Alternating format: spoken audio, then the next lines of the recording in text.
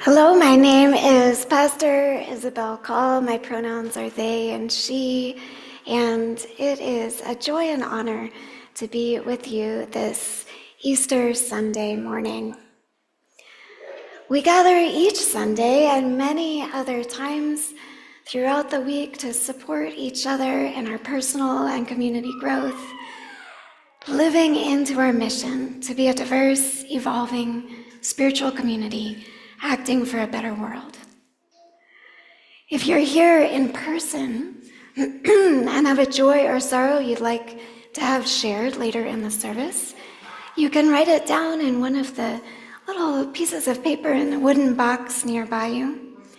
We'll pick it up later to read it aloud, and if you're here on Zoom, there will be time later to type your joy or sorrow into the chat. Welcome, visitors and newcomers. We're so glad you're here, and we hope you will chat with Mary Beth, our greeter, or Linda, our Zoom host, who are especially available to answer any questions. For our acknowledgement, I'd like to read from an article by Lindsay Peoples in New York Magazine, Church Mothers on the Joy of an Easter Hat. The centuries-old custom of elaborate church outfits derives from a biblical decree in 1 Corinthians to cover your head during worship.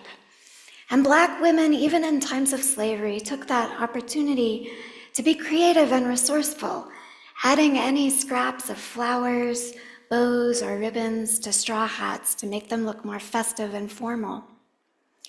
During the Civil Rights Movement, church was not only a place of worship, but a place that provided leadership roles and status for Black women. Demonstrating that status through fashion is a tradition that's alive and well and beloved in Black culture. One church member interviewed from the Abyssinian Baptist Church in New York City, June Broxton, said this: "I grew up on patent leather shoes and dressing up for church. Back then, all we had was school clothes, play clothes, and church clothes. Even now, when I come to church, I always wear a hat and a dress. I enjoy it. Anybody who asks you about June, they'll tell you June dresses her butt off on Sunday because it's for God." So whether you dressed your butt off today or not, I invite you to take inspiration from the church mothers who find joy in how they show up together. And now I invite Susan and Lauren up to light our chalice. Now, following the chalice lighting, we will hear the choir sing. This is a different order than what's printed in your order of service.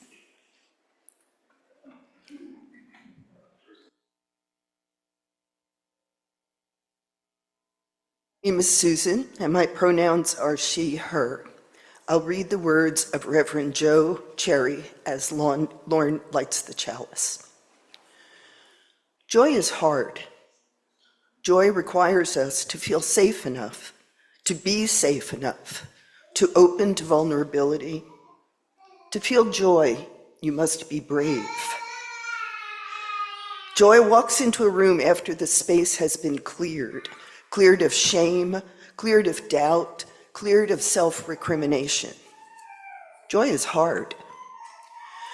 Joy is hard and worth the hard work of preparation, preparing oneself and setting down all the defenses of the shoulds and the could-haves and the should not haves and the must haves. Joy is worth the work. You are worth the work. You can start small, from the simple pleasure of your favorite tea to the grand freedom of a full belly laugh. Invite joy to be your companion. And as we light this chalice, we invite joy to be our companion this morning.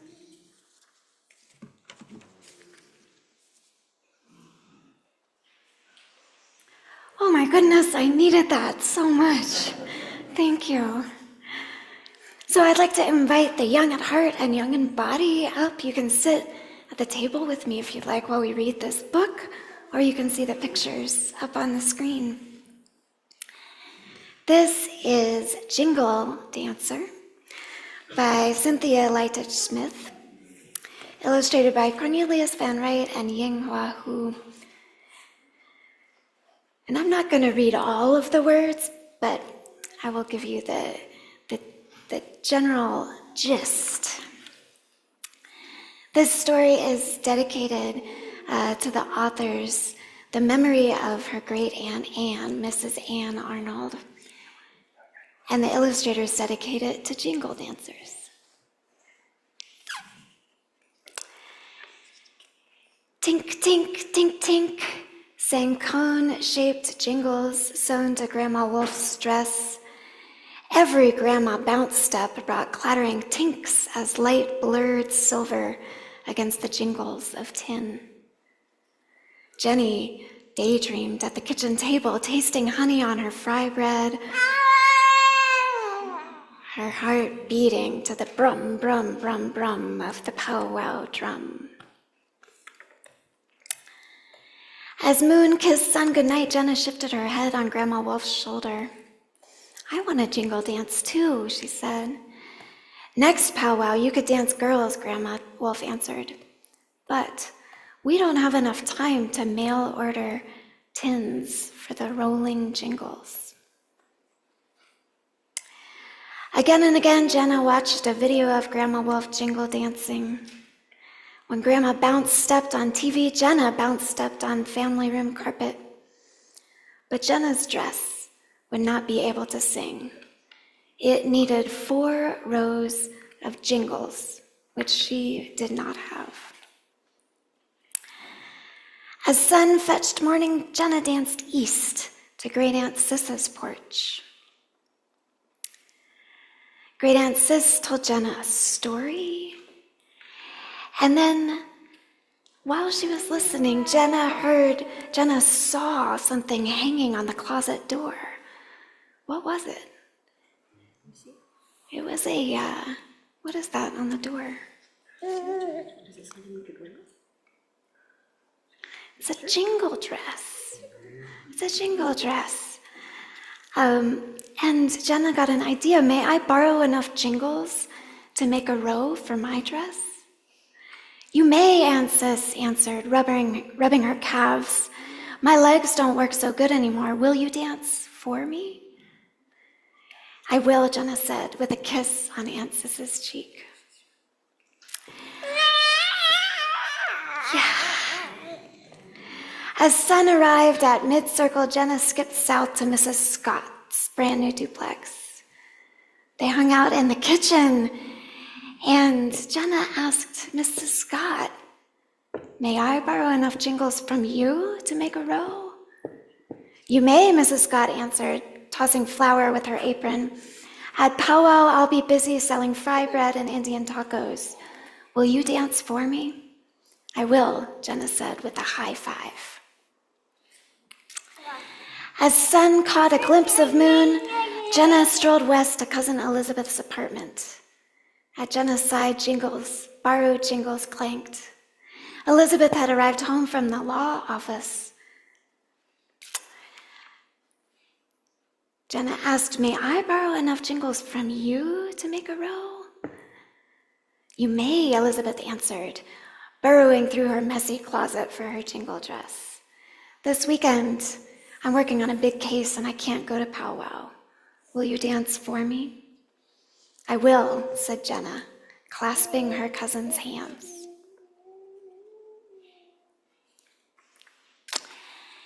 Now Jenna's dress needed 1 more row of jingles, but she didn't know which way to turn. When Jenna tugged open the door at home, jingles sang tink, tink, tink. Grandma Wolf was dancing on TV again. On family room carpet, beaded moccasins waited for Jenna's feet. She shucked off a sneaker and slipped on a moccasin that long before had danced with Grandma Wolf. And now she knew where she needed to find that 4th row. She asked her Grandma Wolf. You may borrow jingles from me, Grandma said with a hug. And now Jenna's dress could sing. Every night that week, Jenna helped Grandma Wolf sew on jingles and bring together the dance regalia. and every night Jenna practiced her bounce steps. Brum, brum, brum, brum, sounded the drum at the powwow the next weekend. As light blurred silver, Jenna Jingles danced. For great Aunt Sis, whose legs ached. For Mrs. Scott, who sold fry bread. For Elizabeth, who worked on her big case. And for Grandma Wolf, who warmed like sun. Tink, tink, tink, tink. The end. Thank you. Hello, my name is Gene Sievers, and my pronouns are he, him, his. These are the words of Adrian Rich. My heart is moved by all I cannot save. So much has been destroyed. I have to cast my lot with those who, age after age, perversely, who, with no extraordinary power, reconstitute the world.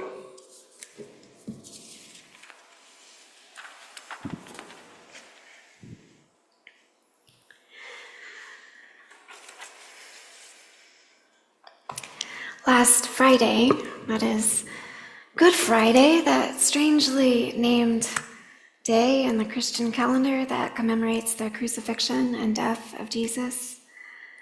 On Good Friday, the Quaker author, educator, and activist Parker Palmer published an essay in which he recalled a bout of depression in his early 40s. It was a death and life experience that was not about sadness or even being lost in the dark, quote, where the darkness allows you to grope around for a door, a window, a crack in the wall, just a little light. No, his experience was the sense that you have become the dark and there's no way out.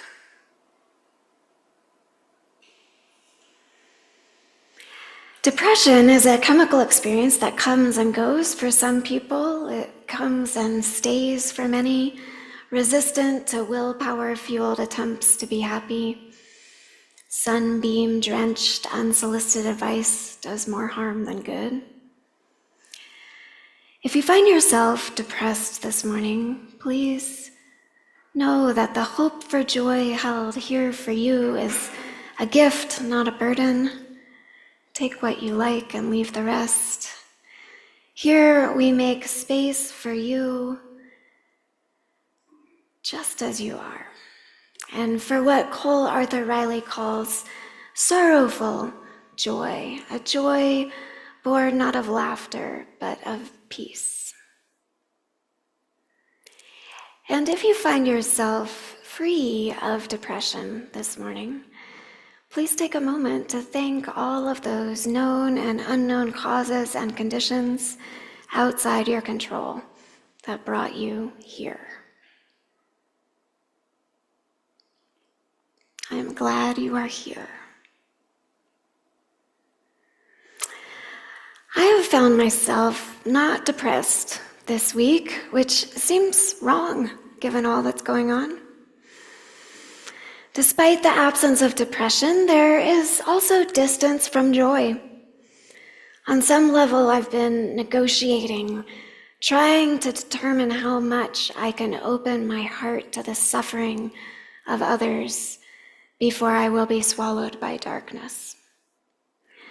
As if there's some sort of threshold, as if I have the power to stay on the safe side, as if there's no coming back if I go too far. By looking for the optimal amount to open my heart, I've actually been avoiding opening my heart, doing the hard work of inviting a peaceful, even sorrowful joy to accompany me as I set down my defenses and let my heart break. I can be so afraid of being broken by grief that I create my own darkness, forgetting that the cracks are where the light comes in. I envy the Christians their Lent, their anticipatory grief on Maundy Thursday, their lament on Good Friday, their Easter Saturday vigil, their jubilant relief in crying, "He is risen," when the unanticipated dawn finally breaks on Easter Sunday morning. The rhythm of Easter, the rhythm of seasons every year, it's a way to move back and forth across that threshold between joy and sorrow, between celebratory care and self-care and broken-hearted empathy. But it cannot be risen. It can't be rigid. Christ may have risen, but no Christian should forget today that Kilmar Abrego Garcia is still in prison. And even in the still pain of vigil outside the prison walls, we must also, each of us, keep open our hearts to the gleeful, holy shriek of a child learning the joy of life. The most profound truths come in paradox. As one of you told me this month, emotions aren't a monocrop. My favorite Easter poem is by the Unitarian E.E. Cummings. He opens it thus: "I thank you, God, for most this amazing day." And then he goes on to describe the earth's magnificent silliness. He begins the second stanza, "I, who have died, am alive again today," bringing the Jesus story into the first person, embodying the universal human experience of crucifixion and resurrection. And then he names each of the senses and the breath. I always breathe in that part of the poem.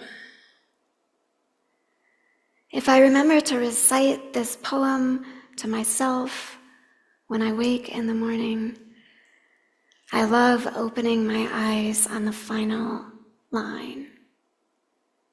Now the eyes of my eyes are opened.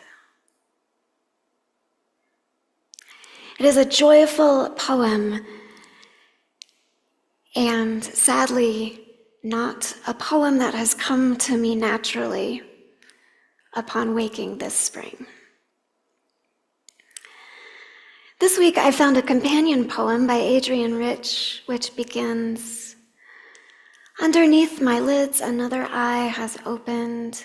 It looks nakedly at the light that soaks in from the world of pain even when I sleep." The poem is called "From the Prison House," the prison house which haunts us all, those of us undocumented, those of us seemingly safe, but conscious that no one is safe until everyone is safe. From the prison house, Adrienne Rich looks out to us and asks us to look in. At the end of the 19th century, the great playwright and poet Oscar Wilde was imprisoned and subjected to 2 years of hard labor because of his sexuality. During this time, he wrote a long letter. It begins with this: "Suffering is one very long moment. We cannot divide it by seasons. Time seems to circle round one center of pain. We eat and drink and lie down and pray, or kneel, at least for prayer, according to the inflexible laws of an iron formula. Of seed time or harvest we know nothing and can know nothing. Outside the day may be blue and gold, but it is always twilight in one's cell, as it is always twilight in one's heart.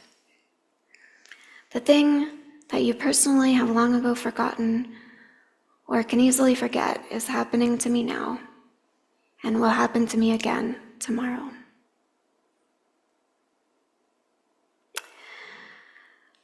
Though seasons have been stolen from him, Oscar is still pulsing with life, still changing over time. He wrote days or weeks or months later in his letter, "While I was in Wandsworth prison, I longed to die. It was my one desire. When, after 2 months in the infirmary, I was transferred here and found myself growing gradually better in physical health, I was filled with rage. And now I long to live so that I can explore what is no less than a new world to me." Do you want to know what this new world is? I think you can guess what it is. It is the world in which I have been living. Sorrow, then, and all that it teaches me is my new world. Where there is sorrow, he insists, there is holy ground. And here he tells of a man who understands the holiness of sorrow, a man who stood in the crowd as Oscar was brought from the court to prison, flanked by 2 police officers. The man gravely raised his hat to Oscar. And Oscar concluded, "Men have gone to heaven for smaller things than that."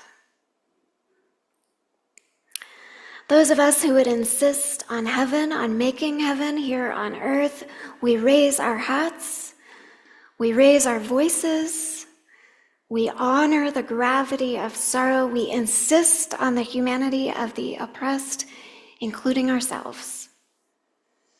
Including ourselves.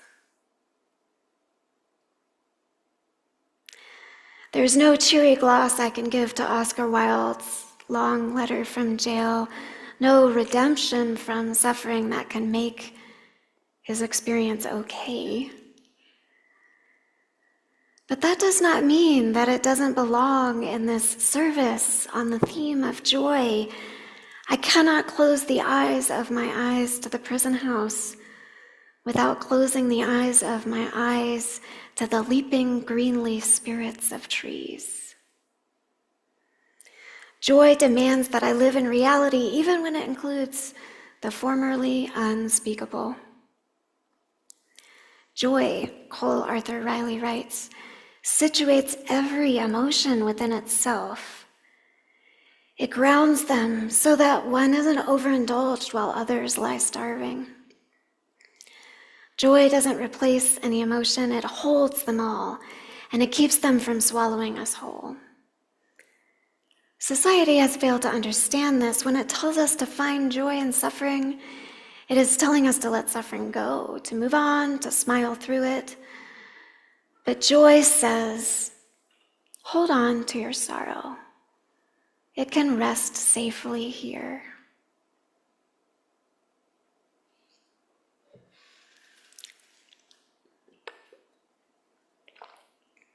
During Parker Palmer's bout with depression, he couldn't bring himself to read anything, let alone the book on his bedside table. I don't know if you've gone through a bout like that. I certainly have. This book that he set on his table was by Julia Esquivel, the resilient Guatemalan peace activist.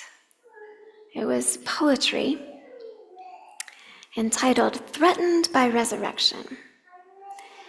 And though he could not crack open the book, the 3-word title found its way into his broken heart. Threatened by resurrection. He began to realize that although he desperately wanted relief from depression, a part of him, quote, felt safer being half dead than taking the risk of coming alive. His flash of insight into how he was collaborating in his own diminishment, unquote, did not fix him any more than coming to church on a Sunday morning can fix any of us. We don't need to be fixed, only healed from the idea that our brokenness makes us unworthy. But Parker Palmer realized how depression was protecting him from the challenges of living and giving him a perverse sense of comfort. In his state of death in life, the conventional notion that death is a threat no longer described his reality. Accepting that in some way he transcended the fear of death cleared the way to address the fear he hadn't even known was there. Fear of life, fear of resurrection. And with this, he was able to ask for help and heal the depression, knowing that that fear of resurrection is something we all have. We can all help each other through. This morning, I do not tell the story of a man killed by an oppressive regime, a man whose death devastates his friends and followers, and whose resurrection is miraculous, not just because of its effect on his broken body, but because of how it brings his community back to life. It's a good story, one I know we will come back to. But this Easter, the story I need to hear is told in the first person by the people who have themselves died. When they buried us, they did not know we were seeds, say the Zapatistas in Mexico. When we're buried, even we don't always remember we're seeds. Once reminded, will we have the courage to sprout? Perhaps there's no alternative. And so I'm grateful for the gift of Parker Palmer's story of his bout with depression. I'm grateful to Julia Esquivel's title, Threatened with Resurrection, written in exile from the country that disappeared over 40,000 indigenous Mayan peoples. I'm grateful to the Black American church mothers who rise on Sunday mornings above the death of dignity imposed on them during the work week into, quote, extravagant design, precise tailoring, experimental patterns and silhouettes, and mastery of coordination, in the words of Christian Hopley. Those of us who can sprout this spring must. Like the jingle dancer who dances for friends and mentors who cannot. We have borrowed the jingles. We have done the hard work of joy and sewn them onto our dresses, and now it is time to dance. It may not be spring for you. It may not be time for you to dance. You may still be waiting underground in the tomb of the earth, but don't imprison yourself in the illusion of a total absence of seasons. There is a rhythm to your life that is yours alone, that cannot be known or tamed by even the most cunning and conniving of despotic forces. There is a rhythm to community life, too. The liturgical calendars of the traditions with ancient roots. The solstices and equinoxes, rituals for the beginning and end of each day in earth-based traditions.